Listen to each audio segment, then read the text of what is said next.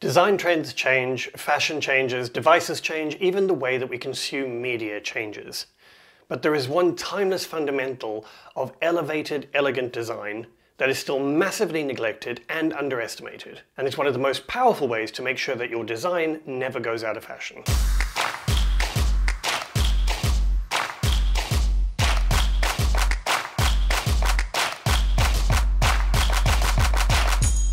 Let's talk about space. Now, before you go and grab your lightsabers, we're talking about white space. I just realized that really sounds like a terrible euphemism.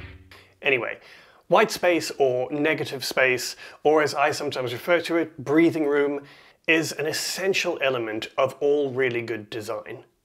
And it's one of the most powerful ways that can take design from looking overcrowded, hard to understand, even amateurish, to looking really stylish, really elevated, and really effective.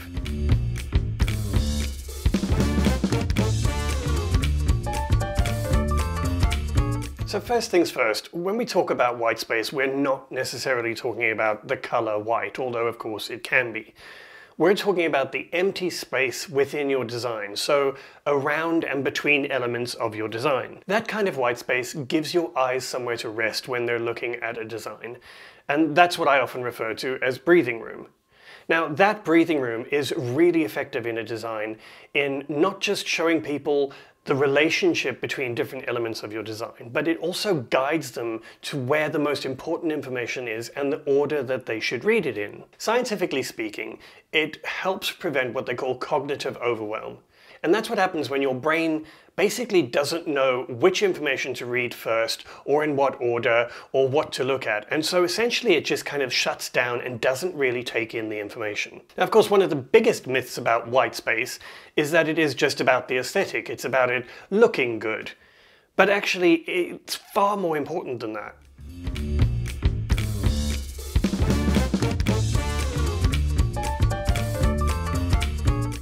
For me, white space really is a designer's secret weapon. Used intentionally, it has so many positive impacts in terms of your design and how people engage with it and react to it. First of all, it helps to find some visual clarity so that people know which are the most important parts that you want them to see. And that obviously helps you to focus people's attentions on the things that you want to communicate that are most important to get across. Secondly, it establishes a visual hierarchy. So not only does it tell people which are the important parts, but it also guides people's eyes through the design so that they know what to look at first, second, third. And it basically helps them to comprehend it better, helps you get your message across in the way that you intend. White space in and around the elements of text that you have in your design also make that text much easier to comprehend. In fact, there is research that shows that white space around those kind of text elements improves recognition and comprehension of the information in your design. Used effectively with obviously clever use of type, it makes your materials much easier to skim. And the way that people consume media these days, on mobile and on screens, people often skim information first before they decide whether they're going to invest the time in reading all of it. So using white space can really help them skim the points that are really important and hook them in to read the rest of your material. As I mentioned before, white space helps to reduce or to combat that cognitive overwhelm, where cluttered designs with lots of visuals and images all together and not well spaced out makes people feel overwhelmed and usually drives people away from your website or your materials. Now, white space can not just combat that, but it actually makes the reading of your materials feel more manageable, which tends to keep people on your page and makes them more inclined to read all of the material that you've put your time into creating and writing.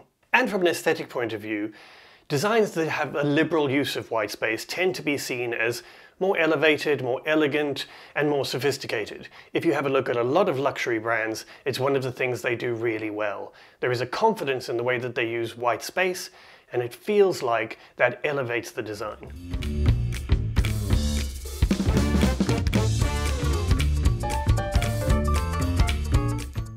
There are a few ways to use white space in your designs, and we'll have a look at some of these in a little more depth in the examples later on in this video. But here are just a few of the ways that you can do that. The first is using generous space around columns and around your page border. Now, often people are scared to do this because they try and fit everything onto one or two pages. But actually research shows that people would rather read 3 or 4 pages of well spaced out text than try and tackle 1 page of intensely spaced text which makes them feel overwhelmed. Space can really be effectively used to help people identify what elements are related to each other or work or go together. Even small changes in spacing can change the way that a group of objects is regarded by the human eye because we're so good at identifying patterns. Headings are a really important one.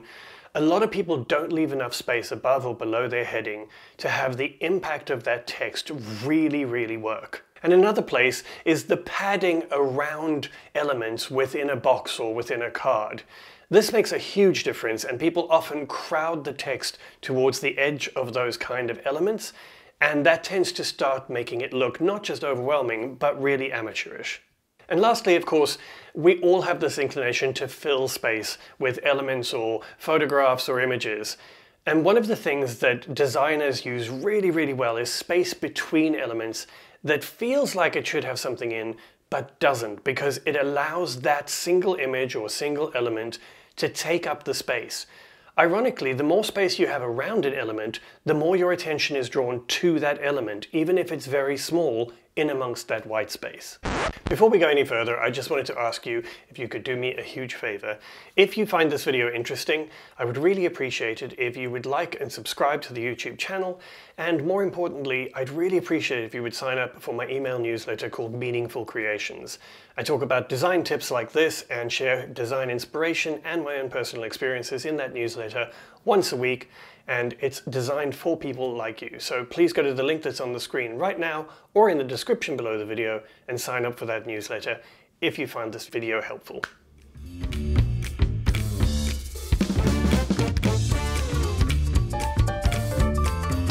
Let's have a look at a few examples of where white space has been used really effectively. Some of them are examples I've created and some are well-known examples that you might recognize. So let's dive in. First of all, this is the kind of text box that you encounter all the time in designs. There's a heading, a subheading, a paragraph, and a call to action. But because they're so crowded, it's very hard to discern what the hierarchy is, and it feels very overwhelming. So the first thing I would do is increase the padding. So basically add some more space between the edge of that box and where the text starts. So you can see already that's made a huge difference, and it already feels much more manageable and feels more interesting to read. The next thing would be to actually work with the text itself. Now, I would add more space between these sections of text so that people can see what each one is, that they know that they are separate individual elements, and they also feel like there's more of a hierarchy because each of them has a bit of space to breathe. So you can see that immediately opens it up, and sure, it takes up a bit more space, but it makes it absolutely clear where each element is, and it makes it easier for people to read and comprehend what the important parts are. One place where there is fantastic use of white space usually is in magazine design. This is the cover of a magazine called Serial Magazine. It's a lifestyle magazine and it's known for its beautiful minimalist design. And this is the standard look of their covers. You can see it makes full use of the page, you're still drawn to that image, but everything is very confidently spaced out, and it feels like something that would be a calming read. If you have a look at some of the interior spreads, they carry that on into the interior. They're very confident with the use of their images, and sometimes there are just single words on a page just to really emphasize the meaning that they're trying to get across. And again, as I say, it feels kind of confident and elevated. Of course, it doesn't have to be white space itself, as we mentioned. This is an example of how you could do a magazine spread using an image as white space. And you can see the text still stands out, but the impact of the image is so much stronger than if it was just a box on that page. The second example is using the same concept, but actually playing with white space. That image on the left-hand side has a lot of white space around it, but it doesn't diminish the image, it actually draws you in to have a look at it. And it's then balanced by the text on the right-hand side, which again has a huge border on the outside and really makes it kind of call to you so that you want to read it and see what it says. This is another example of a typical layout for things like pop-ups or even landing pages. Adding a bit of padding on the inside of the box that surrounds it and adding space between the text and around the image makes it so much more effective and so much more easy to read and easy to comprehend. And even though the image itself has actually been made smaller, it doesn't diminish it at all. Another example of a typical layout that we find on blogs and things like that is this kind of layout, which basically has an image, title, subtitle, text, a button, and also a little bit about whatever category these fall into. It's a very standard, typical layout that you might see on a blog. And although this isn't bad, this is where Whitespace takes your designs from okay to really brilliant. An easy way to amend this would be to be more confident in your use of space and to give each element more breathing room. This immediately makes it feel way more consumable, and although you have less text on the page, it makes people more likely to actually click into each individual post to see what it's about. Of course, one of the best examples of a company that uses Whitespace and uses it to its best effect is, of course, Apple. Apple even extends this into their packaging. For many years, most tech packaging had all the features and all the stats listed on the outside of the box, and Apple was one of the first people to really be confident with their packaging and just make the actual image the hero of the entire packaging. And you'll notice that even companies like Microsoft, etc., have started to use a similar impact because they realize that people don't need to see all the stats on the box. What they want is to be inspired by the product that they've just bought. On the right hand side here, you'll see one of the first adverts Apple ever ran for the Apple Watch. And this again is such an incredible power play. Just having the logo of the product and then one single image of the product on a double page spread, it's an expensive use of space, but it shows such a confidence in their product and in their brand. And it immediately makes people feel like they are drawn to this brand because they are clearly powerful and clearly a trendsetter.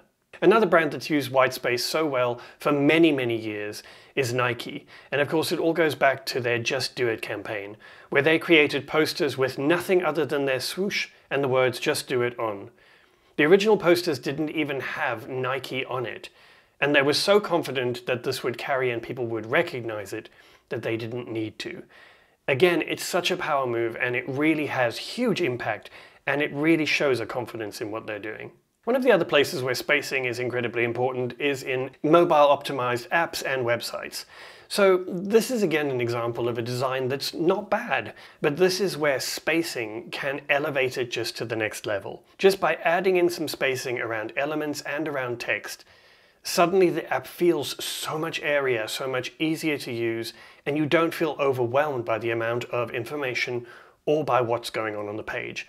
It's also much easier to see where the buttons are and what your action is that you need to take on each of those pages. One design I wanted to share with you, because print design is very good at using Whitespace. This is a book called Soft Minimal, and it's by my favorite architects. They're called Norm Architects, and they published this book recently which showcases their projects. And again, you'll see the use of Whitespace on the page and the use of spacing of text immediately creates a hierarchy.